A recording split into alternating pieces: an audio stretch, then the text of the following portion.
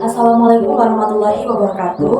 Selamat pagi, bersama saya Inta Yulanda dari Prodi Tadris Ilmu Pengetahuan Sosial 3A. Pada kesempatan ini saya akan menjelaskan tentang merawat trik kerukunan umat beragama. Nah, sebelum menjelaskan tentang pokok pembahasan terlebih dahulu, jangan lupa like, comment, and subscribe YouTube kita ya.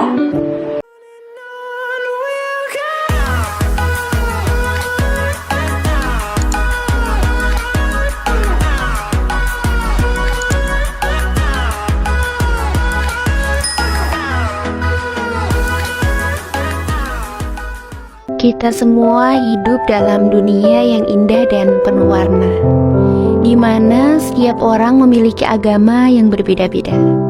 Namun sayangnya, ketidaksepakatan dan konflik sering terjadi karena perbedaan agama.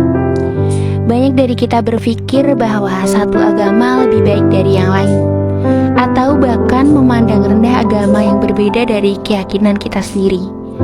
Namun sebagai manusia, kita harus memahami bahwa semua agama mengajarkan hal-hal yang sama-sama baik, seperti cinta kasih, perdamaian, dan toleransi.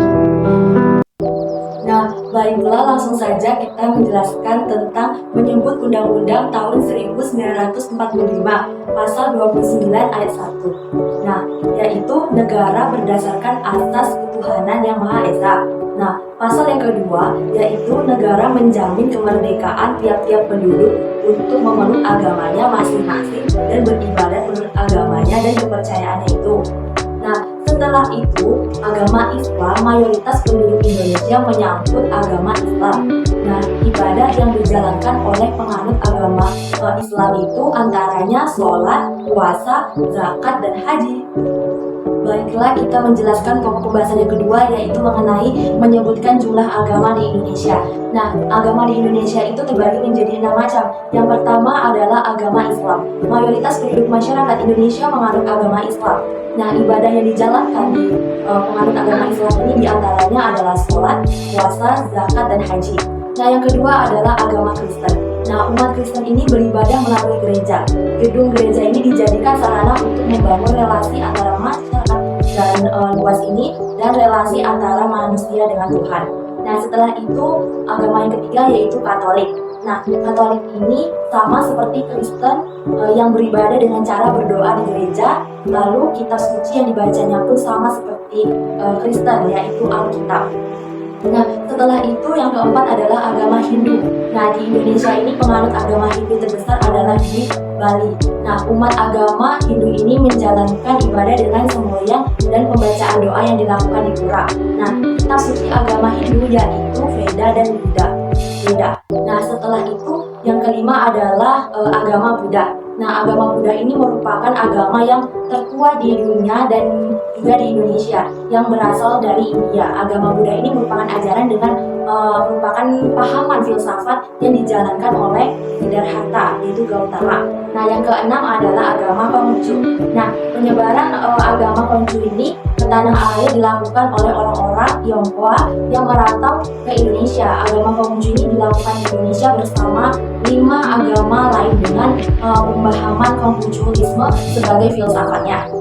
Nah, baiklah, pokok pembahasan yang ketiga yaitu mengenai makna kerukunan umat beragama. Nah, istilah kerukunan umat beragama ini identik dengan istilah toleransi.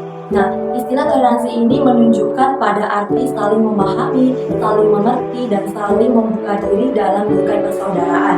Nah, setelah itu, bila pemaknaan ini dijadikan pegangan, dan maka toleransi dan kerukunan ini adalah suatu yang ideal dan didambakan oleh masyarakat manusia. Nah, dalam konteks di Indonesia ini, kerukunan beragama berarti kebersamaan antara umat beragama dengan pemerintahan dalam rangka untuk mensukseskan pembangunan nasional dan menjaga negara kesatuan Republik Indonesia. Nah, setelah itu, ajaran Islam ini menunjukkan hidup damai, rukun, dan toleransi. Nah, kerukunan umat beragama adalah kondisi di mana antara umat beragama dalam saling menerima dan saling menghormati keyakinan masing-masing, dan juga tolong-menolong dan bekerja sama dalam mencapai suatu tujuan bersama. Nah, baiklah, pokok pembahasan yang keempat yaitu mengenai konsep trimodel kerukunan umat beragama di Indonesia. Nah, yang pertama yaitu kerukunan intern umat beragam. Nah, perbedaan pandangan dalam suatu agama dapat melahirkan konflik di dalam tubuh suatu agama itu sendiri. Nah, di disputasi dan dazahab ialah salah satu disputasi yang nampak dan nyata. Kemudian lahirlah pula keberagaman itu sendiri. Nah, walaupun salah satu akidah, yakni akidah Islam, dipresentasikan sumber penafsirannya, yaitu kajian dan penghayatan dan pendekatan terhadap Al-Quran dan Sunnah tersebut terbukti mampu mengungkapkan umat beragama itu sendiri. Nah, konsep itu merupakan salah satu wahana agar tak terjadi ketegangan intern umat Islam yang menyebabkan masyarakat itu atau peristiwa itu menjadi suatu konflik. Nah, konsep ini yang pertama mengungkapkan berbagai cara agar tak saling klaim atau kebenarannya. Nah, menghindari kemusnahan itu dalam Islam, yaitu semuanya ini buat untuk mencapaikan kehidupan beragama dan non-keragaman ini rukun dan penuh kebersamaan. Nah, setelah itu yang kedua adalah kerukunan antara umat beragama. Nah, konsep kedua ini dapat memiliki pengertian kehidupan yang beragama, yang tentram dan antara masyarakat yang beragama, agama dan keyakinan itu sendiri. Nah, setelah itu tidak terjadi sikap saling curiga dan mencurigakan dan selalu menghormati agama masing-masing. Nah, berbagai kebijakan dilakukannya oleh pemerintah ini agar tak terjadi saling mengganggu umat beragama lainnya. Nah, sementara itu mungkin menghindari kesamaan konflik sebab diprioritaskan agama ini, semua melampiaskan masyarakat bersama-sama untuk menciptakan suatu hayat dan rukun dan damai di negara Republik Indonesia ini. Nah, lalu yang ketiga yaitu kerukunan antara umat beragam dan pemerintahan. Nah, di sini pemerintahan itu diikuti adil dalam mencapaikan suatu ketentraman ini, termasuk kerukunan antara umat beragama dengan pemerintahan itu sendiri. Nah, setelah itu semua umat beragama yang diwakilkan oleh pemuka dari tiap-tiap agama itu sendiri dengan pemerintahan, ini kebijaksanaan bekerja sama dan dengan memerintahkan buat untuk mencapaikan stabilisasi, persatuan dan kesatuan beragama dan kebangsaan. Nah, untuk bersama ini diharapkan menjadi salah satu solusi agar terciptanya kehidupan umat beragama dan damai dan penuh dengan kebersamaan dan bersikap toleransi, saling menghormati dan saling menghargai atas perbedaan agama ini. Nah, baiklah, itu saja pokok pembahasan untuk pada pertemuan kali ini.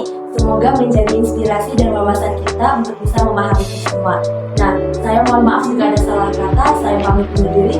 Wabillahi taufiq wal hidayah. Wassalamualaikum warahmatullahi wabarakatuh.